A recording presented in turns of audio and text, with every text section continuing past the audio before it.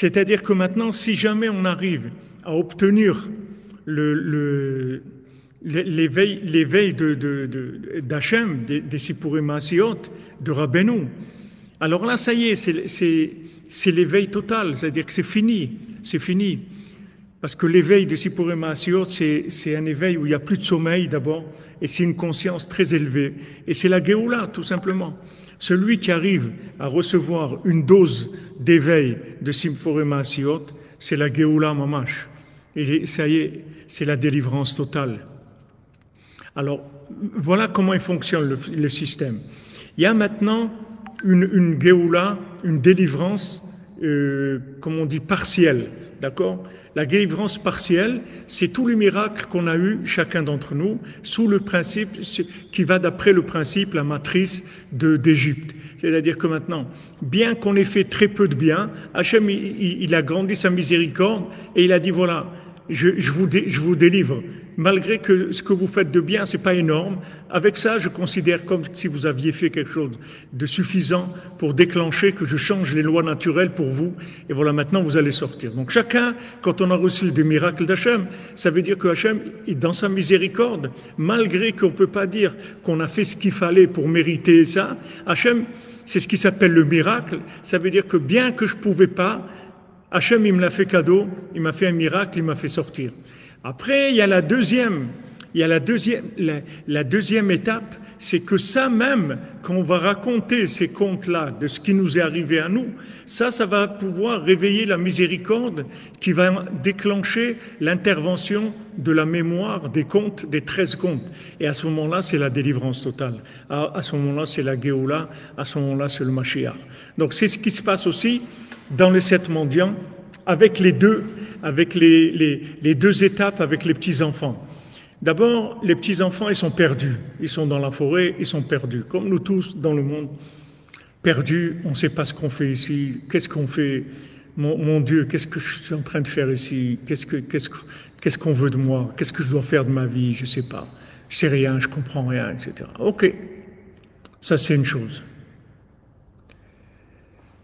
On cherche. On se pose des questions, on cherche, c'est pas ce qu'on fait ici, etc. Les petits-enfants, ils n'avaient pas de quoi manger, c'est-à-dire ils n'avaient aucune conscience de rien. Il est venu leur donner un peu de conscience.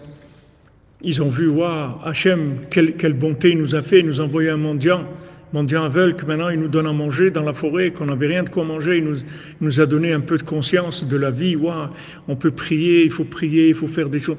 Ouais, il nous a réveillé un peu notre conscience. Alors on lui dit, allez, prends-nous avec toi, et tout. Il dit, non, ça je ne vous prends pas avec moi. Voilà, je vous ai donné un peu de pain, faites votre vie, débrouillez-vous. Et ils avancent. Après, quand ils se marient, alors ils disent, waouh, maintenant qu'ils se sont mariés, ça, c'est la première partie, c'est les miracles qu'on a nous-mêmes dans notre vie individuelle, comment Hachem nous a sauvés. Ça, c'est quand le mendiant est venu nous donner un peu de pain, c'est-à-dire Hachem nous a fait sortir, il nous a donné des miracles. Il nous a fait sortir de là où on était, tous les problèmes qu'on avait, etc. Il nous a fait des miracles. Donc quand on raconte cette première partie, après avec ça, on peut arriver à la deuxième partie. La deuxième partie, c'est qu'il y a le mariage, et ce mariage-là, il arrive le mendiant et il nous donne cadeau. Il dit maintenant, j'attends plus de vous que vous allez faire des efforts pour arriver à ça. Vous voyez ce que je suis, mendiant aveugle ou mendiant sourd ou mendiant qui bégaye ou mendiant bossu ou mendiant qui n'a pas de main ou qui a pas de... Ça, je vous le donne.